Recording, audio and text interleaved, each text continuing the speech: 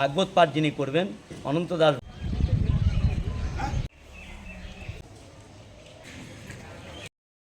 বীরভূম জেলার নলহাটি থানার অন্তর্গত কোকগ্রামে দাঁড়িয়ে আছি। আর কোকগ্রামে আজকে আসার মূল উদ্দেশ্য হচ্ছে তোমার এই যে আমার বাড়ির মানে আমার পেছন দিকে যে বাড়িটা দেখতে পাচ্ছ, এই বাড়িটা হচ্ছে তোমার মন্দির। এই মন্দিরে তোমার নাকি 7 দিন ধরে উৎসব হবে। তো 7ই চৈত্র থেকে আরম্ভ হবে, মানে ইংরাজির 21 তারিখ থেকে আরম্ভ হবে, পরপর 7 দিন। তো চলো বাড়ির ভেতরে যাই, মন্দিরটা তোমাদেরকে দেখাই, আর এখানে কিভাবে আসতে হবে সেটা দেখে নাও তোমরা। এ দেখো শ্রীপুর বাস স্ট্যান্ড, শ্রীপুর বাস স্ট্যান্ডে নামতে হবে। আর যে কোনো জায়গা থেকে তুমি আসো না কেন, এইটা তোমার আসছে নলহাটি, রামপুরহাট, সিউড়ি থেকে, আর এইটা তোমার আসছে তোমার বহরমপুর, রঘুনাথগঞ্জ, মালদা থেকে। তুমি যেখান থেকে আসো না কেন, মোট কথা এই শ্রীপুর বাস স্ট্যান্ডে আসতে হবে। আর এই শ্রীপুর বাস স্ট্যান্ডে নেমেই তোমাকে টোটো করে যেতে হবে। জায়গাটার নাম হচ্ছে তোমার কোকগ্রাম। তো চলো, তো এই দেখো শ্রীপুরে তোমার নামতে হবে, নেমে তোমার টোটোওয়ালাদের সঙ্গে কথাবার্তা বলতে হবে, আর জায়গাটা বলতে হবে কোকগ্রাম। তাছাড়া তোমরা বলতে পারো যে সাধু বাবার বাড়ি যাব। তো সাধু বাবার বাড়ি যেতে কত ভাড়া লাগবে দাদা? সাধু বাবার বাড়ি যেতে এখান থেকে কোকগ্রাম 10 টাকা ভাড়া। আচ্ছা, আপনাদের যে টোটোওয়ালাগুলো এতগুলো দাঁড়িয়ে আছি, কোনো প্যাসেঞ্জার এসে যদি বলে যে সাধু বাবার বাড়ি যাবো কোকগ্রামে, মোটামুটি সবাই চেনে কিনা? হ্যাঁ, সবাই এক কথাতেই সবাই চেনে। আচ্ছা, এই যে আপনার শ্রীপুরে নেমে মাথা পিছু তাহলে 10 টাকা করে লাগবে? 10 টাকা করে। 10 টাকা করে লাগবে। আচ্ছা, এই টোটোটা কজনা হলে মোটামুটি ছাড়বে? এখানে আমরা 5 লাইন করে আছি, 5টা না হলে ট্রেনে করে আসতে চাইলে এই তকিপুর স্টেশনে তোমাদেরকে নামতে হবে, নিয়ে এখানেও কিন্তু টোটো করে যেতে হবে। এখান থেকেও টোটো ভাড়া মাত্র 10 টাকা করে। বাস যোগে তোমাদের হচ্ছে শ্রীপুর মোড়ে নেমে মাথাপিছু 10 টাকা, অথচ ট্রেন যোগে তকিপুর স্টেশনে নেমেও কিন্তু মাথাপিছু 10 টাকা করেই লাগবে। মোট কথা সাধু বাবার বাড়ি যেতে গেলে তুমি বাস যোগে বা ট্রেন যোগে অসুবিধা নেই, যেতে পারো। তো প্রবেশ করি সাধু বাবার বাড়ির ভেতরে, দেখা যাক কি বলছে সাধু বাবা। তোমরা তো দেখতেই পেলে যে এই মন্দিরে এসে পৌঁছালাম। আর এই যে আমার পেছনে যে মহারাজ দাঁড়িয়ে আছে, এই মহারাজ হচ্ছে এই মন্দিরের এখন সেবায়িত।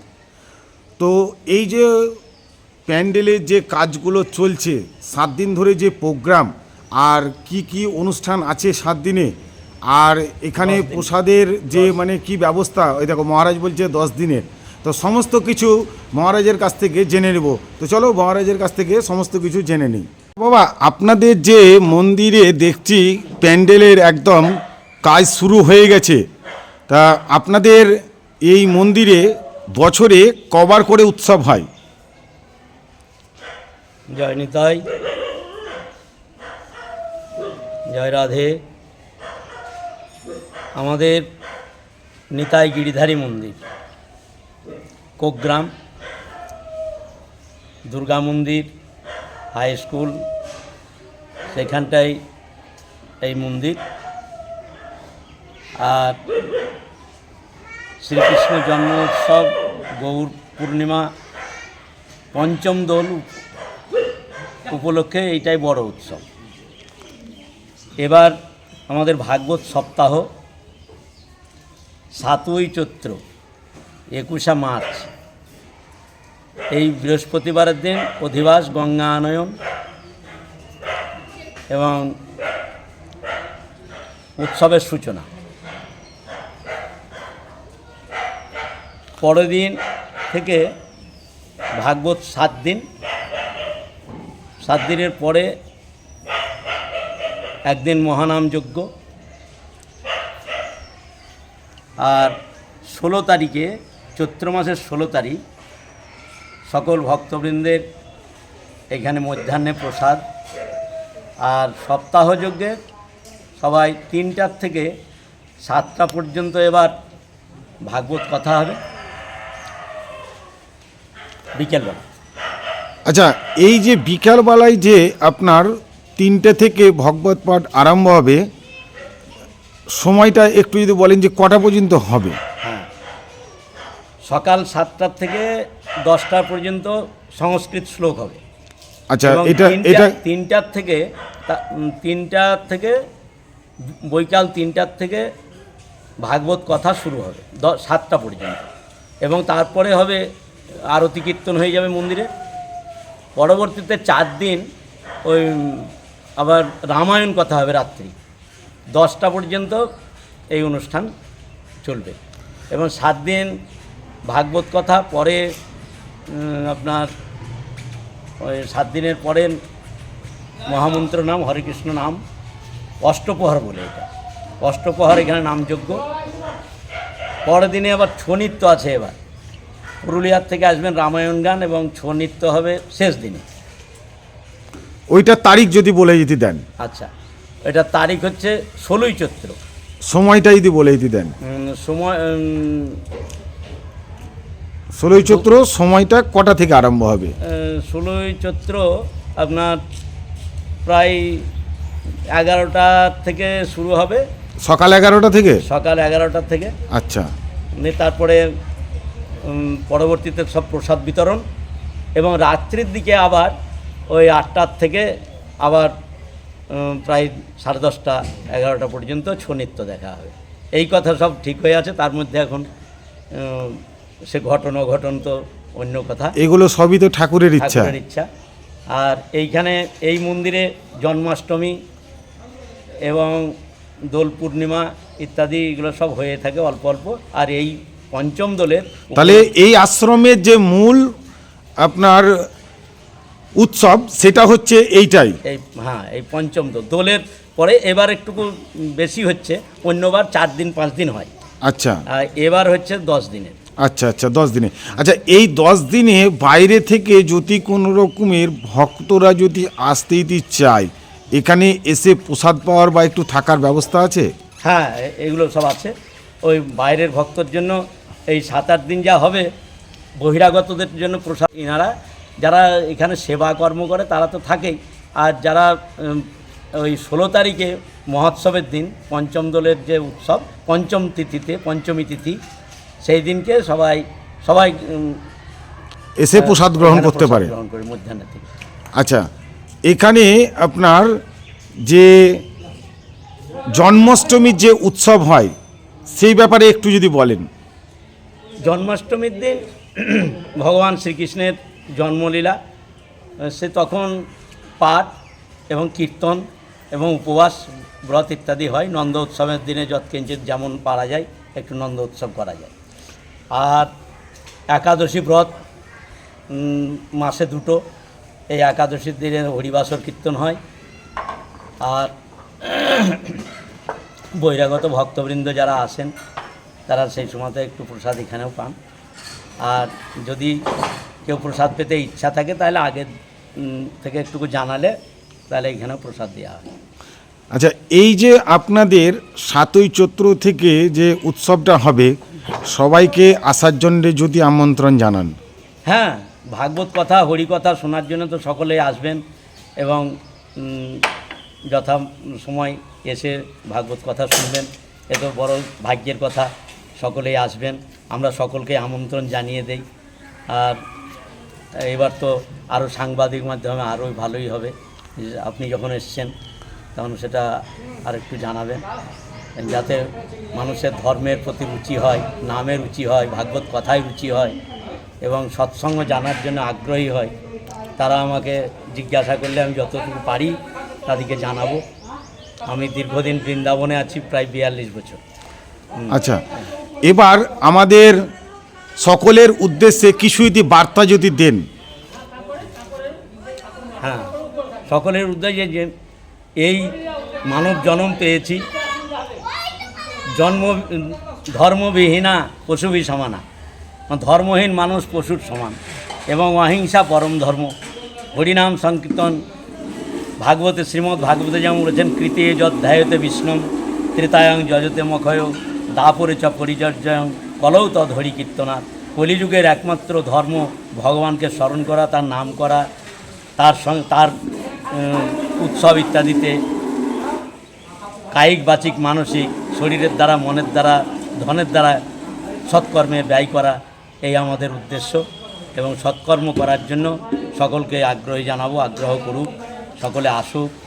আমাদের এই মানব জন্ম আর কদিন, মানব জন্ম পেয়েছি, কখন ডুবে যাবে মন এই তো জানা যায় না। এই জন্য সকলেই যেন পথে চলতে পারি, ভগবানের উদ্দেশ্যে চলতে পারি। আহার নিদ্রা ভয় মৈথুন তো সকল প্রাণীর আছে, কিন্তু একমাত্র মানব হচ্ছে ধর্মের দিকে একটু চেতনা বা জাগ্রত, বা মানব জন্মের আমাদের উদ্দেশ্য কী এগুলো সব জানার জন্য আরও বিস্তারিতভাবে ভাগবতে আছেন। এই কথা সকলকে জানানো যাচ্ছে যে আপনারা আসুন। 7ই চৈত্র আমাদের সূচনা, 8 তারিখ থেকে আমাদের ভাগবত কথা এবং রামায়ণ গান রাত্রে, এরকম করে 4 দিন। আর 16 তারিখে পঞ্চম দোল উপলক্ষে নগর পরিক্রমা।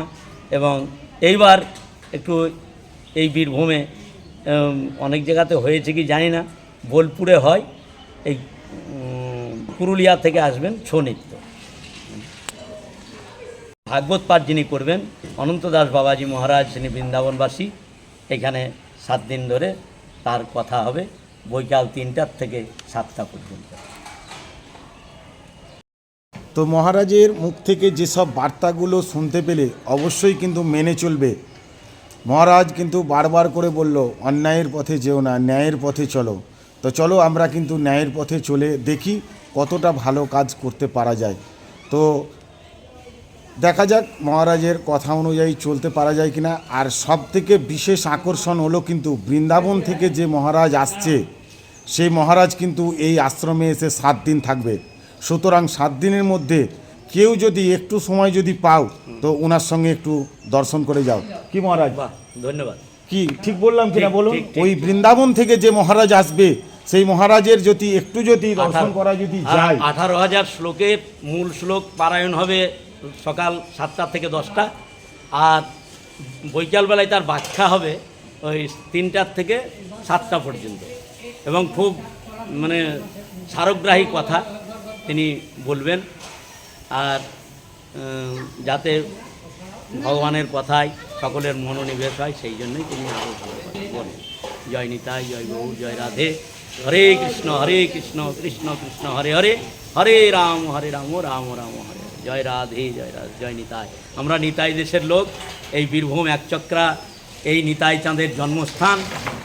আর তিনি এই বীরভূমে সেই বলরাম শঙ্কর্ষণ নারায়ণ, অবতারী নারায়ণ, এই বীরভূমের মাটিতে তিনি এসছেন আজ 551 বৎসর, 551তম নিতাই চাঁদের জন্ম উৎসব। সেই জন্যেই আমরা আরও জানতে পারছি যে আমাদের বীরভূম কী জিনিস। বীরভূমের নিতাই চাঁদই জগাই মাধাইকে উদ্ধার করেছেন, গৌর সুন্দরকে তিনি সন্ন্যাসের রাস্তা দেখিয়ে দিয়েছেন যে জগতে আমরা গোলকের প্রেমধন বিতরণ করব। এই জন্য নিতাই চাঁদের কৃপাতেই সব কিছু। হেন নিতাই বিনে ভাই, রাধা কৃষ্ণ পাইতে নাই, ধর নিতাই চরণ দুখানি। হ্যাঁ, এই নিতাই নিতাই নিতাই নিতাই করে যেন আমরা এই বীরভূমের সর্বত্রে এই নিতাই আসার পরে এই বীরভূম জেগেছে। এই নিতাই চাঁদ হচ্ছেন একচক্রা গর্ভবাস বীরচন্দ্রপুর বাঁকারাই থেকে তিনার জন্মস্থানের নিতাই বাড়ি বলে যে স্থান। আর এই নিতাই আমাদের 12 বৎসরে তিনি চলে গেছেন, ভারত ভ্রমণ করেছেন এবং পরবর্তীতে নবদ্বীপে এসে তখন নিমাইকে জানান যে তুমি সেই নাম প্রেম বিতরণের জন্য এসেছো, এখানে নবদ্বীপে থাকলে হবে না, তোমাকে সন্ন্যাস নিয়ে সব কিছু করতে হবে। তাই নিতাই গৌর 2 ভাই। অনেকেই জানেন যে নিতাই আর গৌর বোধহয় নবদ্বীপে, কিন্তু না, নিতাই চাঁদ আমাদের বীরভূমের গর্ভবাস বীরচন্দ্রপুরের তিনি ছেলে এবং বীরভূমেরই ছেলে।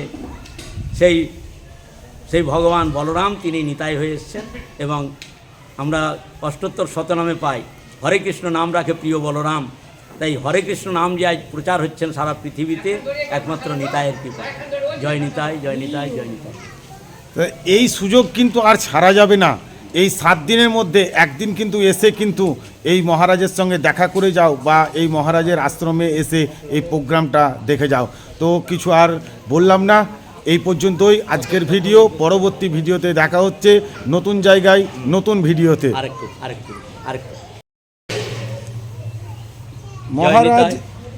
মহারাজ কিভাবে এই আশ্রমে আসতে হবে নিজে মুখেই বলছে, শুনে নাও তোমরা।